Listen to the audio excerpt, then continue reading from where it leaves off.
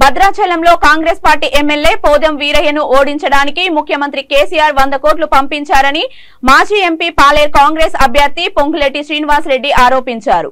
ప్రజలంతా టీఆర్ఎస్ నాయకులు ఇచ్చే డబ్బులు తీసుకొని నిజాయితీ పరుడైన వీరయ్యకు ఓటు వేయాలని ఆయన సూచించారు. ఈ నెల 30న న్యాయానికి అన్యాయానికి ధర్మానికి అధర్మానికి కురుక్షేత్ర యుద్ధం జరుగుతుందని ప్రజలంతా అవినీతి అహంకారాన్ని ఓడించి నిజాయితీకి ఓటు వేసి గెలిపించాలని కోరారు.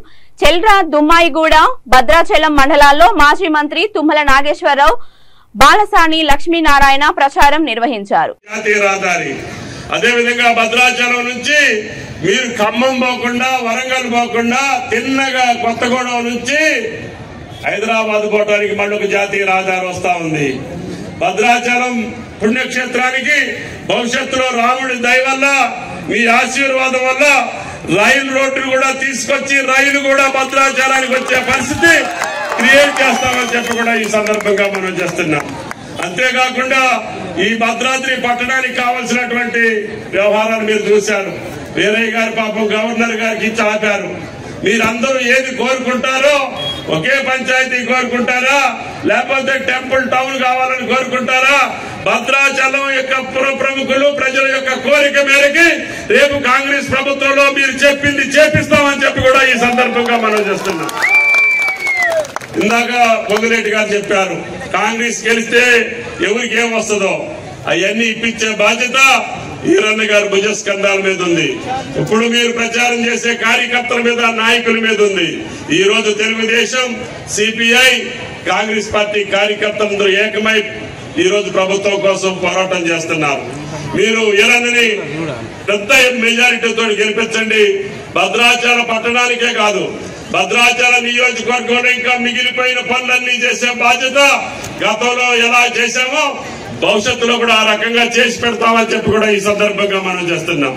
9 ఉదయం 11 గంటలకి ఎంపీ నగర స్టేడియంలో కాంగ్రెస్ ముఖ్యమంత్రి ప్రమాణ స్వీకారం చేయబోతున్నాడు. ఆ కాంగ్రెస్ ప్రభుత్వంలో మీ శాసనసభ్యుడిగా పొడేం వీరయ్య గారిని కూడా గెలిపించుకోవాలి అని మనస్ఫూర్తిగా మిమ్మల్ని కోరుతున్నాను. వీరయ్య గారు ఎంత నీతిమంతుడో, ఎంత నిజాయితీమంతుడో నేను ప్రత్యేకంగా మీకు చెప్పనవసరం లే. ఎందుకంటే ఆనాడు కాంగ్రెస్ పార్టీలు 2018లో 19 మంది గెలిస్తే 12 మంది కాంగ్రెస్ పార్టీ నుంచి టీఆర్ఎస్ పార్టీలోకి ఆ దౌర్భాగ్యుడు తీసుకుంటే అందుట్లో వీరయ్య గారిని కూడా తీసుకోవడానికి శత విధాలుగా ప్రయత్నం చేసి నాకు తెలిసి 25 నుంచి 30 కోట్ల రూపాయల ఆఫర్ ఇచ్చిన మీ వీరయ్య గారు పోలే. మన ముఖ్యమంత్రి కల్వకుంట్ల చంద్రశేఖరరావు గారికి బుద్ధి చెప్పాలి అని అంటే మనమందరం కూడా కాంగ్రెస్ పార్టీని గెలిపించుకుంటే రేపు పెద్దలు మన తుమ్మల నాగేశ్వరరావు గారు, పెద్దలు మన పొంగులేటి శ్రీనివాసరెడ్డి గారు, మన పెద్దలు బాలసాని లక్ష్మీనారాయణ గారు, ఇక్కడ ఉన్న మనం అందరం కూడా మన పట్టణాన్ని ఏ రకంగా అభివృద్ధి చేసుకోవాలో మనం తప్పకుండా యుద్ధ ప్రాతిపదిక మీద మన పట్టణం అభివృద్ధి చెందే విధంగా ఉంటుంది.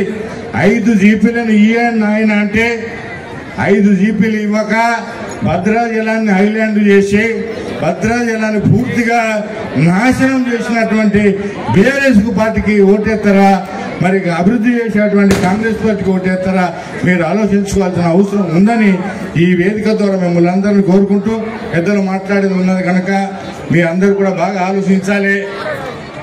ఓటేసేటప్పుడు 1 నిమిషం ఆలోచించి ఎవరికి వేయాలి, ఎవరికైతే మన భద్రాచలం బాగుపడుతుంది, 5 జీపీలు వస్తాయి. మరి అదేవిధంగా మనకు పోయినటువంటి భద్రాచలాన్ని అన్ని రకాలుగా అభివృద్ధి చేసుకోవాలని అంటే ఏ పార్టీగా